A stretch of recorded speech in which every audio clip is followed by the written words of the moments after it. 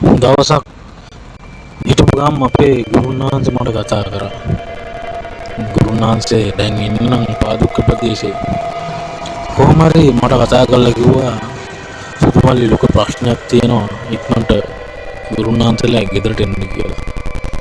ඉතින් මමයි අපේ බාප්පයි අපි දෙන්න එකතු වෙලා අපේ වාහනෙන් දැන් යනවා ගුරුනාන්සේලා ගෙදර යන්න. මොකද්ද හේතුව කියලාවත් දන්නේ ගුරුනාන්සේත් විස්තරයක් කිව්වේ නෑ. ලොකු හදිස්සියක් ඉක්මනට වරින් වැඩක් තියෙනවා කරන්න කියලා. ඉතින් මොන බාප්පයි මායි මේ දෙයකට විතර පස්සේ ගුරුනාන්සේලා ගේ හොයාගෙන ගියා. ගිහිල්ලා යනකොට ගුරුනාන්සේ ඉක්මනට අපිව ගේට් උඩ ගත්තා. ගේට් උඩ අරගෙන ගෙදර දොරත් ලාගත්තා. ඉතින් ඊට පස්සේ තමයි ගුරුනාන්සේ විස්තරේ කියන්න පටන් ගත්තේ. ගුරුනාන්සේ අවසලා ගෙදර කුස්සිය පැත්තට යද්දී කුස්සිය දොර වහලා තිබිලා තියෙනවා. ඒ ගෙදර ඉදමත් සාමාන්‍ය අක්කර දෙක තුනක් ගෙදර තියෙනවා. හැමතැනම කොස් ගස්, පොල් ගස්, ඒ වගේ මහා විශාල ගස් තිබ්බේ. ඉතින් ওই විදිහට ගුරුනාන්සේ කුස්සියට ගිහිල්ලා තින්නේ ගුරුනාන්සේට බෙහෙත් බොන්න වතුර එකක් ගන්න. ඒ වුණාට අපේ ගුරුනාන්සේ ටිකක් අසනීප වෙලා හිටියේ. ගුරුනාන්සේට පොඩි පපු අමාරුවක් තිබිලා තියෙනවා. ඒකින්ද එයා බෙහෙත් බොන්න වතුර එකක් ගන්න කුස්සියට යද්දී කුස්සියේ ලයිට් එක දාපු ගාම කුස්සිය පැත්තේ එළියේ ඉඳන් දොරට කවුරු හරි තට්ටු කරලා තියෙනවා. ඒ වෙලාවේ ගෙදර කට්ටියත් ඉඳලා තින්නේ සාලේ. ගුරුනාන්සේ වැඩි එක ගණන් අරගෙන නැහැ. කොන්නා කියලා. මම ඉතින් දෙතුන් පාරක් දොරට තට්ටු කරලා තිනවා තුන් පාරක් විතර.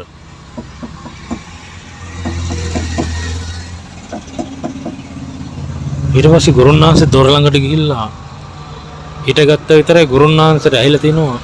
ගුරුනාන්සෙන් අහලා තිනවා කවුද ඔය කියලා. උඩුබිම් බලපු මිනිහා එකපාරටම කුස්සිය දොර ඇරලා තිනවා. හැබැයි කවුරුත් ඉඳලා නැහැ. එහෙම කුස්සිය පැත්තෙන් එළියට ගිහිල්ලා වත් හැමතැනමත් බලලා තිනවා. ඒත් නෑ. ඊට පස්සේ දොර වහලා ඇවිල්ලා පොඩි එකෙන් අහලා තිනවා කුස්සිය පැත්තට ආවද කියලා. පොඩි අයත් කියලා තිනව නෑ කියලා.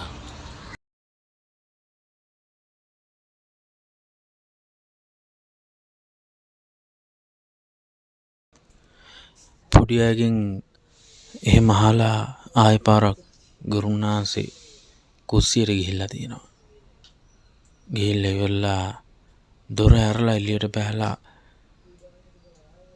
වත්තේ හැමතැනම බලලා තිනවා. ඒ වුණාට කවුරුත් බින්දලා නැහැ. ඉතින් ආයෙ පාරක් ඇවිල්ලා දොර වහලා කුස්සියේ ලයිට් එකත් නිවලා එන්න රද්දී මෙන්න ආයෙ දොරට තට්ටු කරනවලු.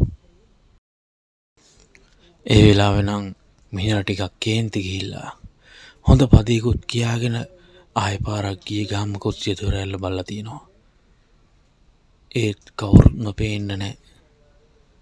ඊට පස්සේ දොර ළඟට වෙලා ටිකක් වෙලා බලාගෙන ඉඳලා තියෙනවා. ඒ වෙද්දී මිනිහා දැකලා තියෙනවා වත්ත කිලෝරේම කවුරු හරි හිටගෙන ඉන්නවා. හරියටම අඳුර ගන්න බැරි වුණාට කළු පාට ඡායාවක් තමයි දැකලා තියෙන්නේ. හැබැයි මිනිස්සෙක්ම තමයි ඉඳලා තියෙන්නේ. කොහොම හරි ගුරුනාන්සේ ඒ වෙලෙම විටකන් හුණු ටිකක් ඇඟිල්ලට අරගෙන ඒකට ආරක්ෂාවක් මතුරලා ගෙදර හැම උල්වස්සකම ගහලා තියෙනවා. මටත් කියලා දීලා තියෙනවා මේ මන්තරේ නම්. ඉතින් ඒවා ගොඩක් වැදගත් වුණා මටත් බොහෝ අවස්ථාවලදී. ගුරුනාන්සේ අසනීප තත්ත්වයෙන් ඉන්න හන්දා වෙන්න ඇති තමයි මටත් කතා කරන්න ඇත්තේ මේ වැඩේ කරන්න. ඔන්න ඉතින් ගෙදරට ආවට පස්සේ තමයි ඒ විස්තරය අපිට කිව්වේ. ඊට කලින් ඉඳන්ම ගුරුනාන්සේලා ඉන්න ගෙදර එක જાතියේ අමුතු ශබ්ද ඇහිලා තියෙනවා. කුස්සිය පැත්තේ ටැප් අරින සද්දේ, ඒ වගේම වලම් මුට්ටි පෙරලන සද්ද, ගෙදර වහලට හිටි හැටියම ගල් වැටෙනවා. එතකොට දොරවල් වලට තට්ටු කරන සද්ද, අන්න ඒ වගේ. ඉතින් මට කරන්න තිබුණේ ගිහිල්ලා ගෙදර කට්ටියට ආරක්ෂා නූල් ටිකක් මතුරලා ගෙදර වත්ත 4 කොන 8 කොන ආරක්ෂා කරන්න අපි යනකොටත් අවශ්‍ය කරන සියලුම කළමනාකාර ආදිය ගුරුන්වහන්සේ ලකලා ඇත්ති කරලා තිබුණේ. ඒකින්ද වැඩිට ඒ හැටි වෙලාවක් ගියේ නෑ. ගුරුන්වහන්සේගේ සහයෝගය ඇතිව මත් ඉක්මනටම මල් පැල හදලා වැඩේ පටන් ගත්තා. ඔන්න ඉතින් ටික වෙලාවක් මතුරුගෙන යද්දී එක එක සද්ද අපිට ඇහෙන්න ගත්තා. ඉස්සෙල්ලාම ගෙදර පිටිපස්ස දොරට මහා අයියෙන් කවුරු හරි තඩි බාගෙන ගියා. ඊට පස්සේ ඉස්සරහා දොරටත් ජනෙල් වලටත් කවුරු හරි එළියෙන් ඉඳගෙන තට්ටු කරන්න වටුතා. ඉතින් ගුරුනාන්සේ කිව්වා කිසි දෙයක් ඔබ බලන්න එපා, කිසි දෙයකට බය වෙන්න එපා. මොනවා හරි වුණොත් මම ඉන්නවා. ඔබ වැඩේ කරගෙන ඵලයන් මල්ලි කියලා. ඉතින් ගුරුනාන්සේගේ හයියත් මම අරගෙන ඔන්න දැන් එක දිගට මතුරුනවා. කොහොම හරි පැය දෙකමාරක් විතර වගේ මම මතුරන්න ගත්තා. මතුරලා ඉවරලා ඉස්සල්ලාම කරේ ගෙදර කට්ටියට ආරක්ෂා නූල් ටික දාලා දෙහිටික් කපන එක. ඒ වැඩ කටයුතු ටික ආවර කරන් පස්සේ තමයි හොඳම වැඩේ තිබ්බේ. ඒ තමයි නොඉඳුල් බත් පිඟානක් අරගෙන ඒකේ ඇටි පහ ගොඩ දියමස් ඒ පොලුටු රාබු මාළුවක් හදලා තිබ්බා. ඒ වගේම බිත්තරයක් තෙල් දාලා කරවල කෑල්ලක් තෙල් දාලා ඒ බත් එකේ තිබ්බා.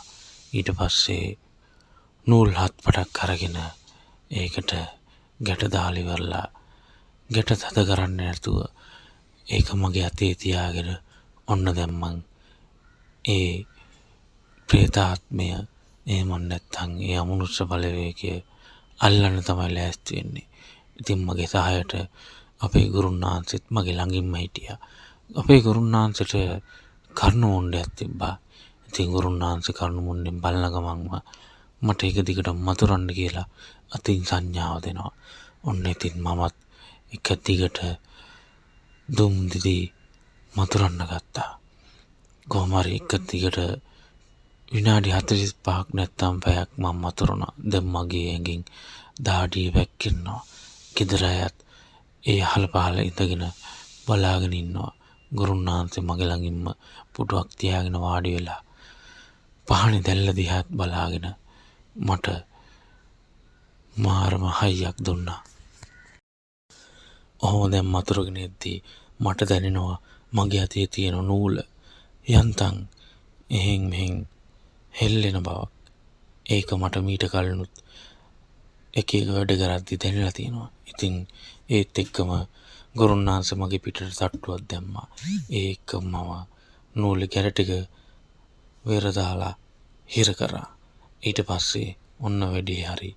ඒ කියන්නේ ඒ අමනුෂ්‍ය බලවේගය එහෙම නැත්තම් ඒ ගුරුන්වහන්සේලාගේ ගෙදරට අරගෙන හිටපු ඒ බලවේගය දැන් හිර කරලා ඉවරයි. ඉතින් ඔන්න ඒ විදිහට තමයි ඒ වැඩේ සිද්ධ වුණේ. වගේ ගොඩාක් කතන්දර තියෙනවා ගුරුන්වහන්සේ මමයි ගියපු වැඩවල. ඉතින් ගුරුන්වහන්සේ මට කියලා දීපු සාත්‍රේ කවදාවත් වැරදි වැඩකට නම් මම පාවිච්චි කරලා නැහැ. එහෙම කරන්නෙත් නැහැ. කරන්න මගේ හිතෙත් නැහැ. ඉතින් ගුරුන්වහන්සේට මම අදට පින් දෙනවා මට ඒ සාත්‍රේ කියලා දීපු එකට. ඊට පස්සේ මගේ එන ගමන්ම පන්සලක බෝගහක අත්තක ඒ නූල ගැට ගැව්වේ පින් අරගෙන හොඳ ආත්මික ඉපදෙන්න කියලා හිතාගෙන.